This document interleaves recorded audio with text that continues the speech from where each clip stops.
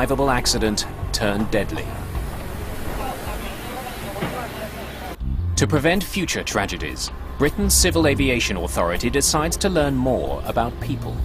Helen Muir is a psychologist and a leading expert on how airplane design can influence survival. She's asked to study the behavior of passengers on Flight 28 to figure out why so many died. What we had to learn to do was to design the aircraft interior so even if we had what we might say was dysfunctional behaviour in totality, we could accommodate the needs of individuals and their desperate rush to get out. Muir configures a cabin to duplicate Flight 28 and fills it with volunteers. Then, to have them act as though the plane's on fire, she offers money to the first ones off. And that produced behaviour that was quite unbelievable. People went over seats, they went round, past each other, all sorts of things. And indeed, when survivors from the actual Manchester accident came and saw the videos, they said, yeah, that's how it was.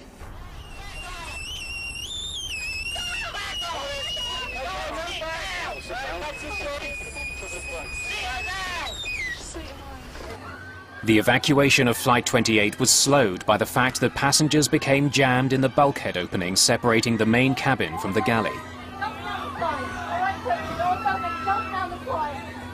Investigators discover the logjam was created by the design of the Boeing 737. The bulkhead opening was 22.5 inches wide, just enough for one person to fit through.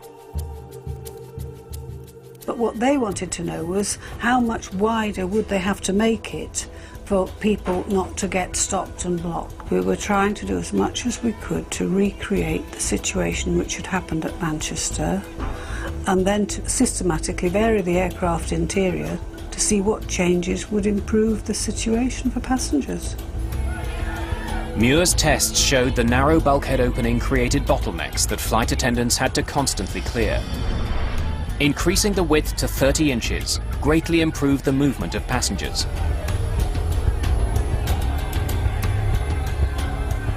But we showed through repeat testing that if you changed the minimum gap from 20 to 30 inches, you would dramatically improve the speed at which people could get out and you'd reduce the likelihood of people falling and slipping and so on.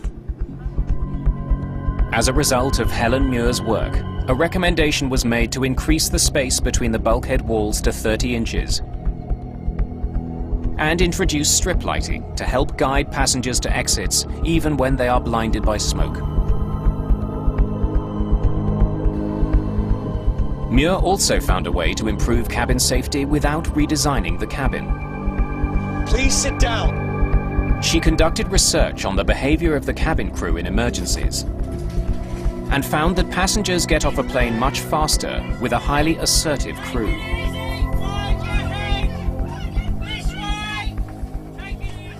It's because we don't want people really making their own decisions. We want people to do exactly what the cabin crew or the procedures state, and we don't want people hesitating, particularly at the door. Helen Muir's research prompted manufacturers to redesign cabins to make them safer. But one safety feature remains controversial: smoke hoods.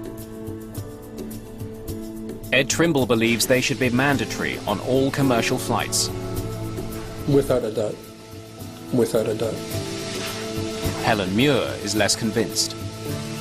She studied how smoke hoods affect passenger behavior and is worried they would slow down the orderly evacuation of an airplane. We know you've only got literally 1.5 to 2 minutes for everybody to get out. What we don't want to have is something which is difficult to put on, and so it slows people getting down.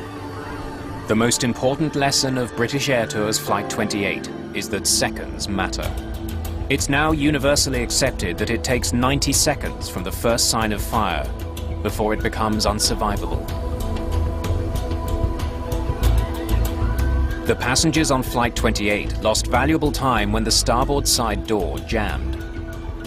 The investigators determined that the slide mechanism deployed too early, preventing the door from opening. There was a flaw that led the slide container's lid to jam if the door is opened too quickly. After the Manchester accident, Boeing quickly redesigned the system so that couldn't happen. But the recommendations made by the AAIB weren't adopted quickly enough to save lives 6 years later.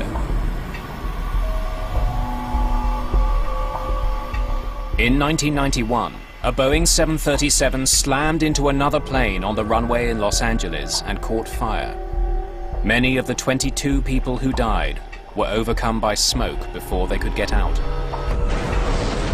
But in 2005, the crash of an Air France jet in Toronto showed how much has changed since the Manchester accident. All 309 people got off that plane in just 90 seconds. No one died. Some major changes to commercial airliners all right, the door's open. came about because of a flight that never left the ground.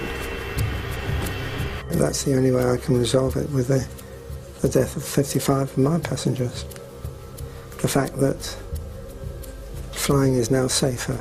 I can't imagine anybody, doesn't wish that it hadn't happened. Despite what's been learned and despite maybe the subsequent lives that have been changed, you'd give anything for it not to have happened.